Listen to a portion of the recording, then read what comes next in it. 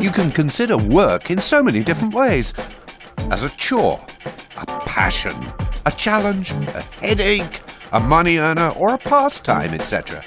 Generally speaking, economists view work as a market. In 3 minutes, you'll know everything about the labour market, or just about. Imagine a tiny country that has 10 companies and 100 inhabitants of working age. Out of these 100, 56 are part of the labour force. In other words, they have a job or are seeking one.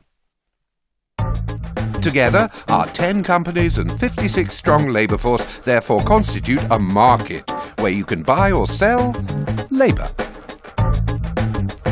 Like any proper market, the labour market is based on supply, that's to say the workers, and demand, in other words, the companies. Since skilled workers are more productive than unskilled ones, companies are prepared to pay them more. But the labour market's extremely segmented. A shoe factory is hardly likely to take on auto engineers, no matter how skilled they may be. Just like a car plant would never hire an astronaut.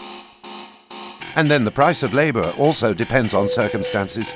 In a situation of full employment, there is a shortage of available workers, so wages rise.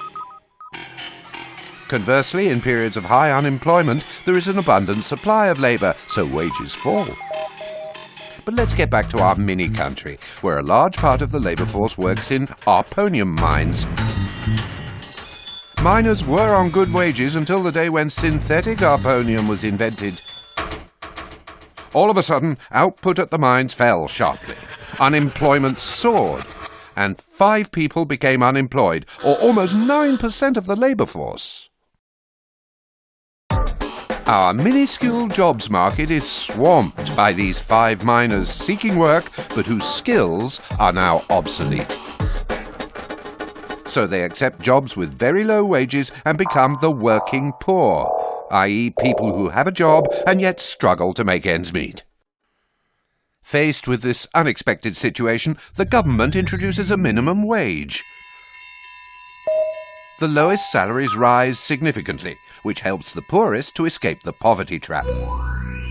The problem is that this sudden rise in labour costs threatens the competitiveness of businesses. If they want to avoid price rises, they'll have to make cost savings. For instance, by replacing men with machines, or relocating production to places where labour is cheaper. The minimum wage improves life for some, but risks putting others out of work. What's the best solution? Now let's imagine there are 3 minuscule countries facing the same problem rather than just one. What should be done? In country number 1, the minimum wage is scrapped and the market is left to set labour costs on its own. The wages of the least skilled workers drop significantly. This is the cheapest solution for the community, but it means accepting a 2-tier society where the poor struggle to access health and education, etc. To understand what's going on in country number 2, it must be kept in mind that a salary includes social security contributions that help fund unemployment insurance, as well as the health system and pensions.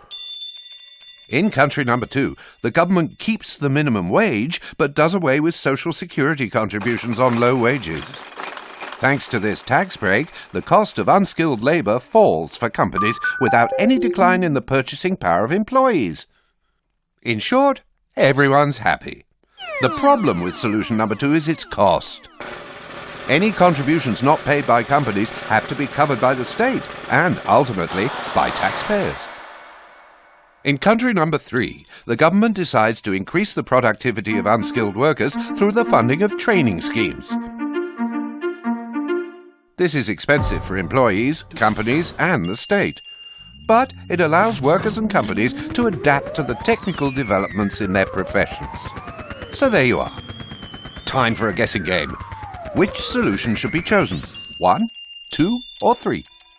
In the real world, these 3 solutions coexist and have respectively been adopted by the United States, France, and Denmark.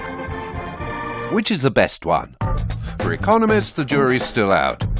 It's particularly hard to assess the long-term effects of public policies. What figures should we take into account? The unemployment rate? Long-term unemployment? Productivity?